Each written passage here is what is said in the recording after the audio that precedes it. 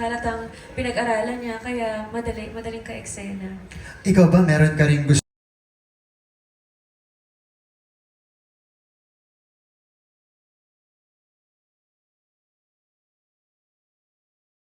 I mean, I really admire her now when she goes to the set na wala siyang dalang script. Like, sobrang memorize niya yung lines niya. And, oh, you do I mean, you should be proud of it. Like, ako, I really wanna have that habit na pwede kong bitawan yung script ko.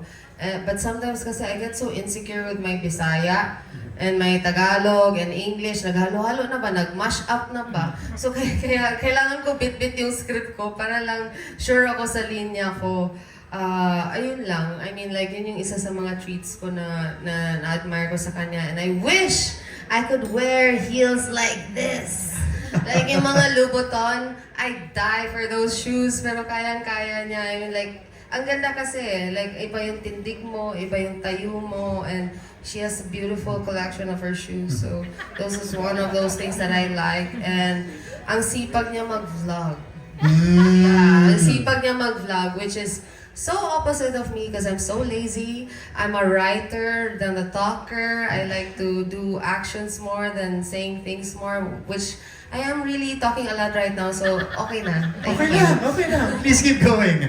Anyway. No, stop. Oh, enough about me. Let's talk about you. Why are you so guapo Hey, today? no. I'm here to host. Okay. But thank you so much, Miss Beauty. Okay. Miss Chris, ano yung thank you. masasabi mo doon sa sinabi ni Miss Beauty? The feeling is mutual. Ganun din. I admire Beauty din. Kasi wala ko rin namang script sa set. Meron ba? Or hindi ko napapansin. Pero ganun din naman si Beauty. As in, alam mo yung mga eksena, halatang pinag-aralan niya, kaya madaling ka-eksena. Ikaw ba meron ka ring gustong makuha sa kanya o magaya na habit niya sa set? Sa set, hindi naman magaya, pero nai-inspire lang ako. Kasi parang she treats everyone on the set talaga fairly. Yung pantay-pantay, at saka she knows how to give back. Lagi siya nagpapakain sa mga tao. Alam mo yun? Saka ano din, parang hindi siya napapagod. Kahit buong araw siya na umiiyak, hindi siya napapagod. Sana may ganun pa akong energy. Napapagod din. Napapagod din daw. Napapagod din.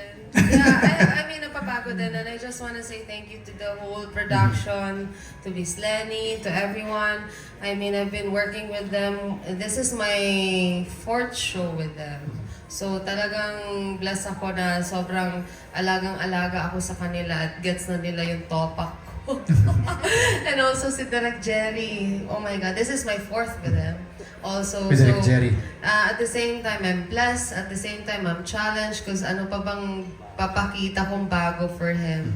But with this guidance, I know na marami pa siyang ma-unravel sa akin. But I'm so thankful sa lahat ng production for really, you know, I couldn't give my best without them. And also my crew, si Janine, my makeup, my staff, Olga, my longtime driver na nakakaintindi sa akin. Maraming salamat. And to all my co-actors, because you can't be a great actor without someone being with you as great as you. Because you're just reacting to the person. So That's maraming salamat sa inyong lahat. That's right. Sobra. Thank you, Miss Beauty. Now, si Miss Chris naman ang magbibigay ng dalawang statements about yourself na totoo at kasinungalingan. Okay, first statement, I started working